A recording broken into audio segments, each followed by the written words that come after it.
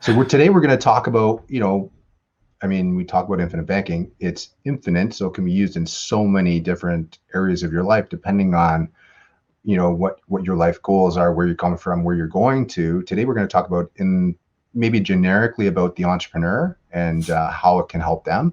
But maybe we should start with what's the problem that it's solving, and in the eyes of the entrepreneur, how does it help them? Oh boy. Well, two words, capital and control. And so if you think about, any entrepreneur, they need ready access to capital so that they can, obviously achieve their business objectives. And typically that requires the use of money. And they want to be in a position of total and absolute control. And so this process of becoming your own banker, the infinite banking concept, really puts the entrepreneur in the driver's seat on both fronts. And, we haven't worked with a single entrepreneur yet who has contacted us over the past 13 years to say, wow, I really wish that I was back in a position where I didn't have control and I didn't have ready access to capital. It frees up the entrepreneur. It frees up the entrepreneur to be thinking more about what brings them energy and fascinates them, which is to develop and grow a business, or I guess the generic description of an entrepreneur, to take something from a low level of productivity to a much higher level of productivity. And having capital and being in a position of control only amplifies that for the entrepreneur. And so this could be anywhere, I guess, in the life cycle of an entrepreneur in terms of their business, whether or not they're, I don't know, maybe not the startup per se, but someone who's kind of going through all the way through retirement. I guess they're always going to need access to capital. But I think the other pieces too, and maybe we can go through a couple of use cases, maybe how we relate to an entrepreneur. But I think of, maybe they have, financing requirements. Maybe they have extra capital and they want to invest more, but do they invest more in their business, or do they invest more in investments outside? How does this help these different situations? Well, when I think about myself and so many of our clients who are entrepreneurs, that you're in a position where most of your net worth can become tied up in your business, and you want to have ready access capital outside of the business to take advantage of opportunities that will most definitely, track you down. And an entrepreneur is only going to leave their business one of a few ways. Eventually, they're either going to sell it, they're going to, unfortunately for some, get really sick, pass away, push the retirement button, which for any entrepreneur who's listening to this or watching this is likely thinking, yeah, that's not going to happen. But if it did, then having ready access capital to carry you through without having to worry about the business and having to worry about, turning, bricks and shingles and equipment into money through liquidation. And the entrepreneur's need for financing is extensive. Even when you're dealing with cash flow abundant businesses where, maybe the business has cash flow confidence, they have a lot of money.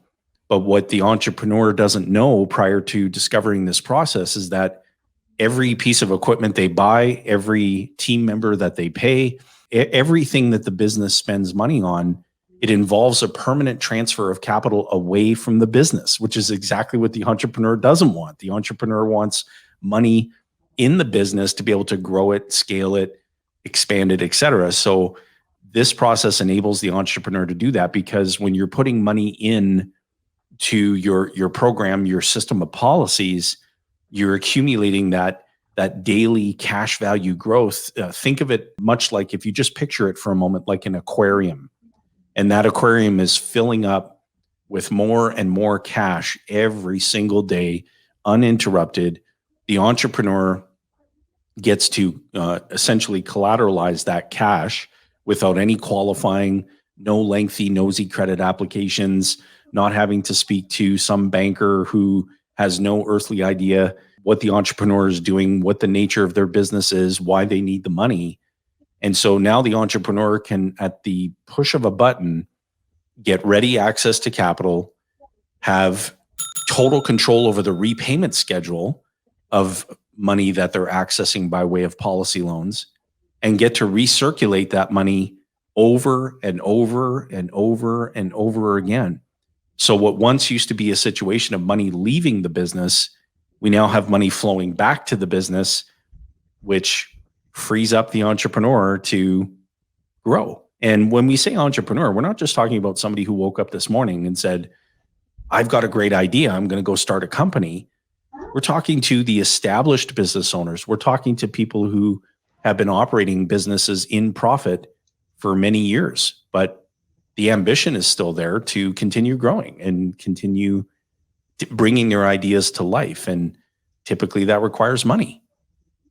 Right. And there's a couple things you brought up there. I think maybe the beginning of what you were speaking there was about the permanent transfer way of money. I think that's maybe a problem that people aren't seeing. Can you speak to a little bit to that?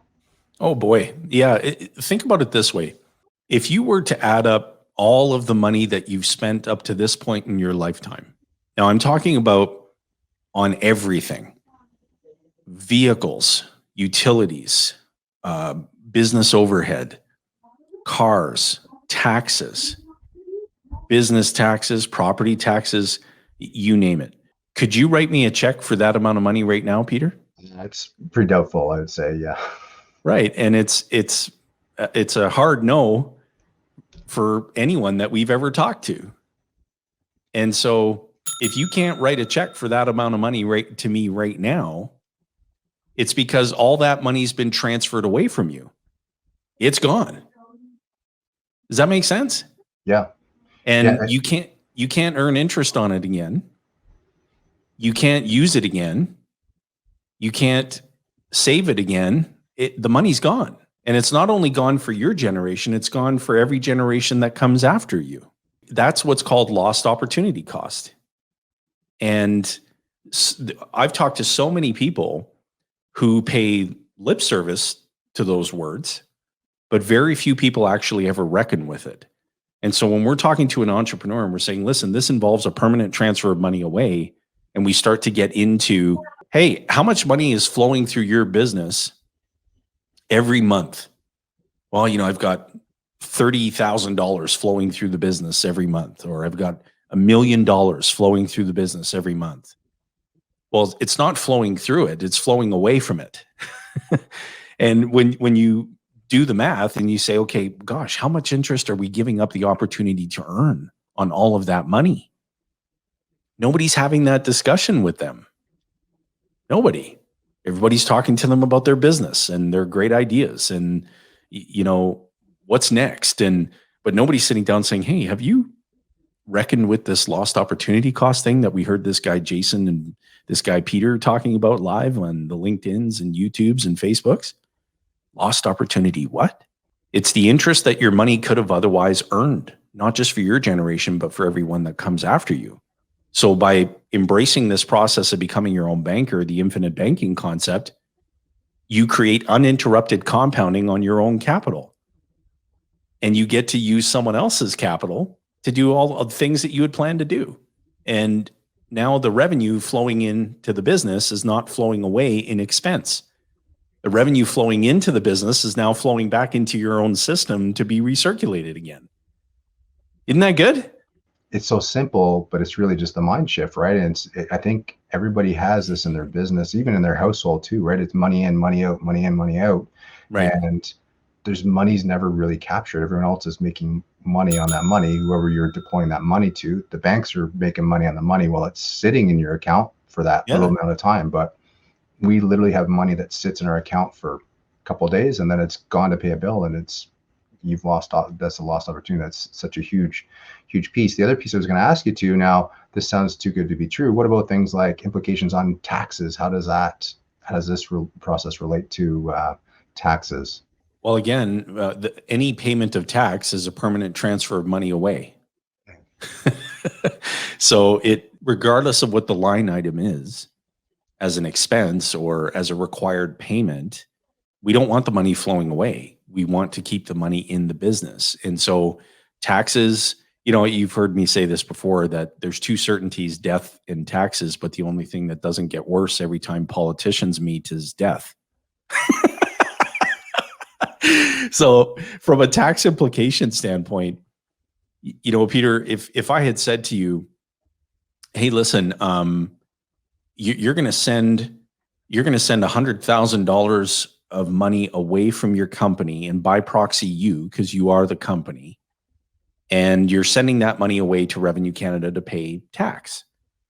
Well, if we were able to access money from our own system to pay the tax bill, but not have any money leaving our system of policies and still growing uninterrupted and earning compounding interest, which option would be most preferred, whether it's for the entrepreneur or just the average household? Well, the answer is obvious. You would want option B. And that's what our clients do day in and day out. And so taxes are going to be there. You know, we have an obligation to mitigate tax to the greatest degree possible, so we have more money available to employ more people who pay tax and so on. But this is all about capital and control. And this process puts the entrepreneur in that driver's seat, and it works extremely well. To extend upon that, just tax on the other side of it. So the process itself, are there tax implications to using this system? What are they, or implications or benefits, right, to the positive or negative, in terms of, is this a tax-free, solution or process that we're talking about, or is it something where? Well, when you think about it at a corporate level, you know, we have something here in Canada called the passive investment income tax rules. And these policies are exempt from those rules. And so these contracts represent the greatest exemption in the tax code that exists today. There's no greater exemption. And I think it's important for the business owner to know that, because if you've got surplus capital inside of your corporation, surplus meaning revenue minus expenses, minus tax, minus whatever the outflow needs to be, whatever's left over is surplus. And that surplus, if you're putting that money to work in some form of investment that the corporation is making, well, you're triggering a taxable event on any gain in that investment. And you're paying 50% tax minimum versus having that surplus growing inside of a policy or a system of policies, and you're paying zero tax on the daily accrual of that cash value growth. And so again, it becomes a matter of options. Option A is don't do anything different and continue to transfer money away and lose the opportunity to earn interest and still pay tax. Or option B, store surplus capital in this wonderful tool, be able from that place, be able to practice the process of becoming your own banker, the infinite banking concept, still pay tax, only less, and have total and absolute control over the use and liquidity of capital. So you can take advantage of opportunity that will most certainly track you down. Isn't that good? Yeah, that's really good. And the next piece I was going to ask you is, okay, some of it, sounds a bit too good to be true. When you get into things, how has this been impacted? How's your business, how have entrepreneurs been impacted by the last year of the pandemic? What's happened? Oh, wow. Well, I can tell you, I mean, the media has done a very good job at, continually broadcasting to the world everything that's bad, everything that's negative, everything that's stress inducing, anxiety inducing. And I don't pay attention to any of that noise. Canadians saved over $150 billion last year. And so we have, it's almost like polar opposites. We have certain sectors of the economy that have been decimated. And our hearts go out, honest to goodness, from a sincere place of authenticity, our hearts go out to those families and those companies and those employees who've all been impacted. That's why we take 50% of our quarterly profit pool and we bless other people's lives in a positive way. 50% of our quarterly profit pool. And you've heard me share the expression that life gives to the giver and takes from the taker. And so I don't believe it's a coincidence that last year our business more than doubled. And this year we're 112% over last year to date.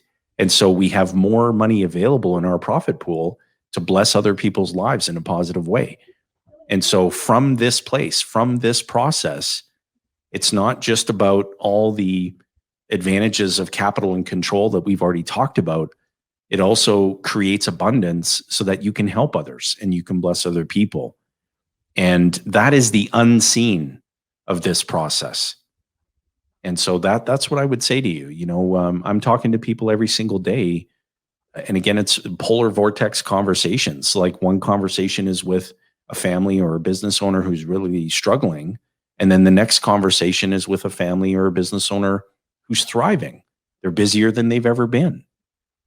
And that's the way of the world right now, based on the pandemic and, you know, the guidelines that are in place provincially and the impact that it's having, which is, again, for so many decimating.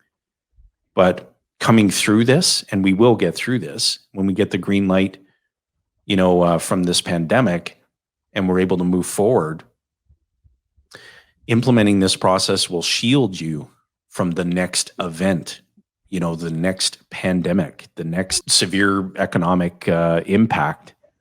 And so I always ask entrepreneurs, you know, what are you going to do the first 100 days after we get the green light, you know, with this pandemic? What's your first 100 days going to look like? You should be planning that now. And it should include embracing this process and making sure that you're in process and you're implementing it. So that's what I would say to you about that, Peter. That's a very good question. Yeah, I think I guess for people to understand in terms of you wouldn't necessarily call it an either or. This is something that maybe people are just, it's not a miss, but just something people do. They bank through banks and we don't think twice about it. Yeah. But to know that you can actually take control of it yourself that's a massive lift, or, you know, gives you a bit of a tailwind, right? In terms of the direction of where your business, and ultimately entrepreneurs are doing things to give to someone or for their family or something. So all you're doing is you're just giving them extra momentum to whatever they're doing. Agreed. Yeah, what you're doing is you're not transferring the financial energy away from your business or away from your household. You're adding financial energy that would have otherwise gone to someone else's system. You're adding that financial energy back to your own system. And that in and of itself is really an incalculable advantage, because everything that you do financially is compared to what everyone else is doing financially. And so if the minority of people in the world are accumulating and controlling the wealth, then why do we continue to do what the majority do financially? It makes no sense. And so if we want to, you know, reap the reward and the advantage that the banks have, then we have to become our own bankers. And this process obviously enables your viewers and listeners to do that. How does it work with you? How do you work with business owners? How do people get started with it? What do you recommend they do? And how does it work working with Ascendant Financial? Oh, clients? Wow. You know, I would say first and foremost is to educate yourself on the process. There's a few really easy methods to go about doing that. The first would be to read the book that was authored by the late R. Nelson Nash, titled Becoming Your Own Banker.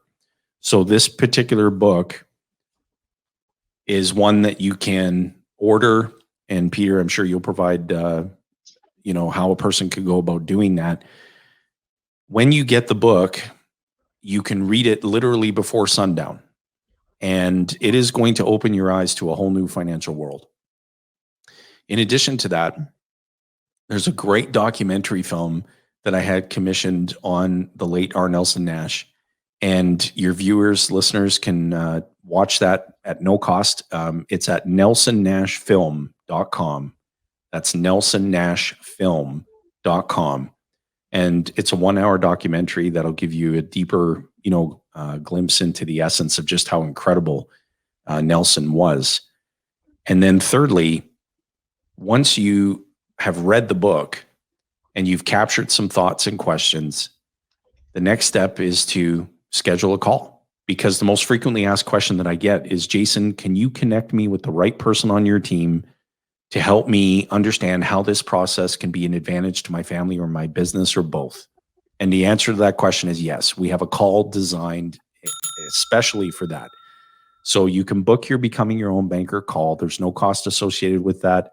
You know, we share with people all the time. You've heard, you know, the old expression, there's no obligation, there won't be any pressure, anything like that. What we share with people is that you don't have anything to worry about because we're the buyer, not the seller. So the buyer is the only one in a transaction that gets to do the rejecting. And so there has to be a good fit there. So the Becoming Your Own Banker call is not only designed to answer the questions that you have and to have a good conversation about the process, but it also enables us to make a buying decision in terms of whether or not we have a basis to work together.